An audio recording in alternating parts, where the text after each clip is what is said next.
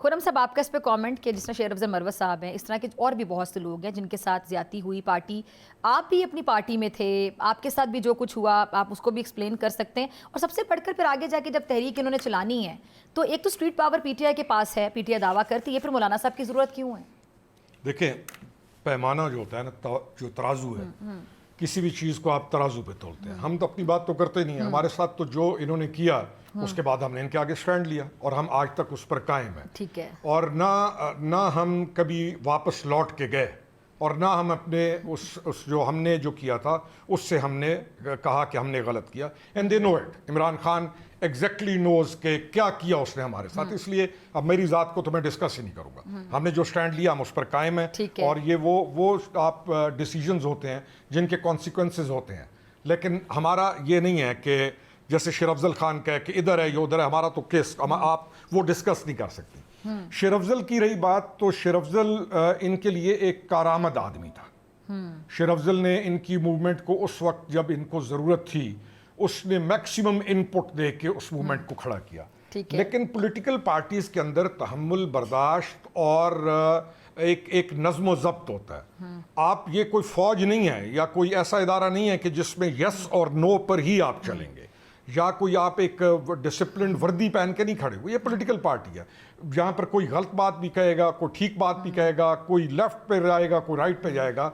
इनको शेर अफजल को बर्दाश्त करना चाहिए था। शेर अफजल बहुतों से बर्दाश्त नहीं होगा, बहुतों से बर्दाश्त होगा। तो अब हर आने वाले दिन शेर Afzal will go against them, और वो मेरे ख्याल में ज़्यादा ज़हीन है हमारी निस्बत के अगेंस्ट भी है और साथ अपने आप को जोड़ के भी चल रहा है। तो शेर अफजल तो इस वक्त एक मजलूम की कैफियत मेरे प्रोग्राम में लास्ट वीक कहकर गए कि मैं कभी खान साहब से मुलाकात नहीं करूंगा। बहुत दिल बर्दाश्ता थे और कहते पहली बार निकाला, दूसरी बार निकाला, बार बार निकाल देते हैं। तो अब जब तक खान साहब खुद मुझे कॉल नहीं करेंगे, मुझसे रब्ता नहीं करेंगे, मेरी मुलाकात के लिए मुझे बुलाया नहीं जाएगा, मैं उनसे रब्ता नहीं करूंगा। देखें, वो उसकी मर्जी है, वो उसकी मर्जी है। अगर उसका बड़ापन है वो जाए, अगर बुलाए वो उसको, शेर अफजल को की बड़ी, ये बड़ापन शेर अफजल का है कि अगर उसको बुलाता है इमरान खान और ये चला जाता है, उसका बड़ापन है। तो it's up to him.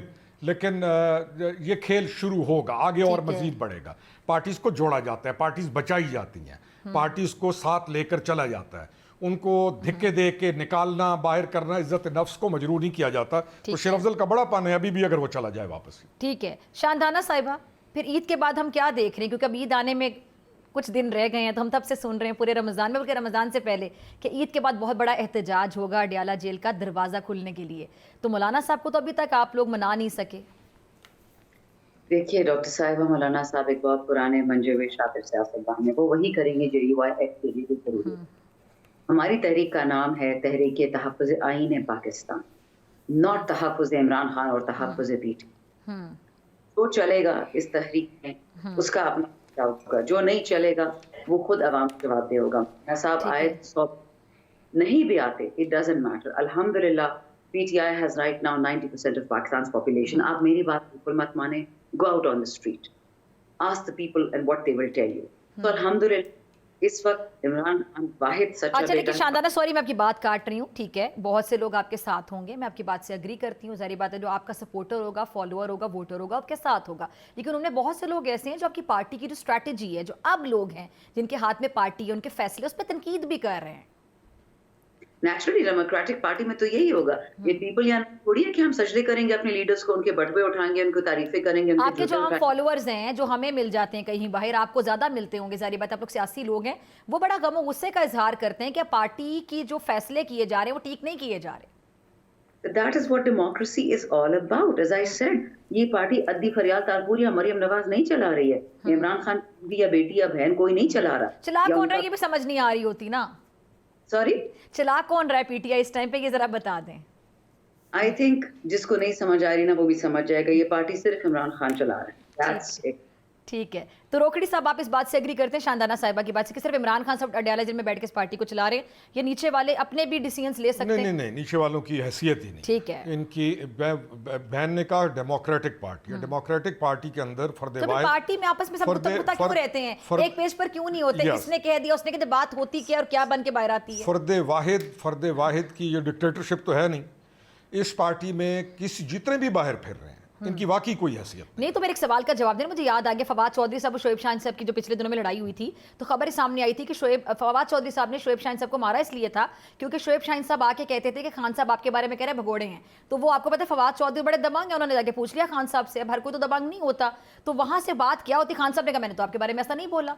Shoaib Shaheen साहब पिंक को रेड करके रेड को मैरून करके बता रहे थे। तो ऐसे सिर्फ ये एक शोएब शाहीन या एक फवाद की कहानी नहीं है, आप इस बात पे गौर करें। मैं गुजारिश सुने, ये हैं बच्चों वाली शानदाना बात। भी एग्री करेंगे इस बात ये से। हैं बच्चों वाली बातें। जी जी। ये बचपन है, ये कोई कि संजीदगी लीडर का नाम लेके कुछ भी कह दे कि ये- लीडर तुम्हें भगोड़ा कह रहे, फलां को ये कह रहे, फलां को वो कह रहे, बाद में मुकर के। इमरान खान की आदत है, वो कहता है। अच्छा, और इमरान बाद में खान उन्होंने की कहा बिल्कुल ये आदत और है। बाद में मुकर जाते हैं, अभी कहना चाह रहे हैं। 100% हम, यानी इमरान खान की आदत है कि जिसने कान में को कह दिया, उसने उसके बारे में गलत बात कह दी, उसने आके कहा तो उसने कहा, ये आदत है। लेकिन ये संजीदगी नहीं है। आपने किया कि दुरुस्त फैसले और गलत फैसले। आप इमरान खान साहब को गैर संजीदा कह रहे हैं सारे आप, हाँ, तो इमरान खान को कह रहा हूं ना। तो मिजाज कौन बनाता है? मिजाज हम जब अगर 10 बंदे बैठे हो तो मिजाज कौन बनाएगा? किसी भी गिरोह का, किसी भी जमात का मिजाज कैसे बनेगा? संजीदगी का या गैर संजीदगी का? असल चीज ये है जो आपने कहा कि दुरुस्त फैसले और गलत फैसले। अगर गलत फैसलों का तसलसल हो और गलत फैसले इंडिविजुअल्स को भी हार्म कर रहे हो और आपकी गवर्नमेंट की जो रियासत को भी हार्म कर रहे हो, तो आपके इन गलत फैसलों का तसलसल अल्टीमेटली पार्टी को नुकसान पहुंचाते हैं। आप चाहे उसको एक पजीराई भी मिलती रहे कुछ लोगों के दरमियान, या कुछ लोग उसको इंडोर्स भी करते रहे, लेकिन अल्टीमेटली पार्टी नुकसान उठाती है। वोट ऑफ नो कॉन्फिडेंस के बाद के फैसले आप देख लें, छोड़ दें, तराजू पे रख लें। वोट ऑफ नो कॉन्फिडेंस के बाद के फैसले, एक एक फैसले को देखें और आप देखें कि इनके गलत फैसलों का नुकसान ना सिर्फ इनको खुद हुआ बल्कि मुल्क को हुआ और हो रहा है, और आगे भी ये गलत फैसलों पर तुले हुए हैं। आपने जिक्र किया मौलाना फजल रहमान खान का। मौलाना फजल रहमान खान इनको इसी तरह ही गैर संजीदा लेते हैं जैसे हम कह रहे हैं। ठीक, यानी मौलाना साहब इनका टाइम वेस्ट कर रहे हैं। मौलाना साहब के पास ये लोग गए, मौलाना साहब इसका मतलब अभी तक उन्होंने लारे पे रखा हुआ। नो, मौलाना ने इनको पूरा दरवाजा खोला, दिल से लगाया। 26 अमेंडमेंट के वक्त हाथ क्यों नहीं पकड़ा रहे? नहीं, 26 अमेंडमेंट के वक्त जब मौलाना साहब के साथ इन्होंने अहदो पैमान किए, मामला तय कर दिए, और जाकर जब जाके इन्होंने साइड पकड़ ली और मौलाना को डिच किया, उसके बाद मौलाना इनको संजीदा नहीं लेते। तो अभी जो मौलाना साहब से उम्मीदें लगाई हुई हैं, नहीं, आपको लगता है कि मौलाना पूरी से नहीं इनकी होंगी? उम्मीदें, मौलाना से इनकी उम्मीदें बादशाह लोग हैं कि ये मौलाना से उम्मीदें लगाएंगे। मौलाना के अलावा दे थिंक कि इनके पास है कुछ नहीं। मौलाना विल नेवर बिकम मौलाना। उनके फॉलोअर तो हैं ना, मौलाना के हैं, पीटीआई के अपने फॉलोअर्स। मैं आपको बता रहा हूं कि ये आज ईद आ गई है ना, इन्होंने एहतजाज का ऐलान किया हुआ है ईद के बाद, वो 10 दिन रह गए ना। इनको बताएं अपने फॉलोअर्स लेके एहतजाज के लिए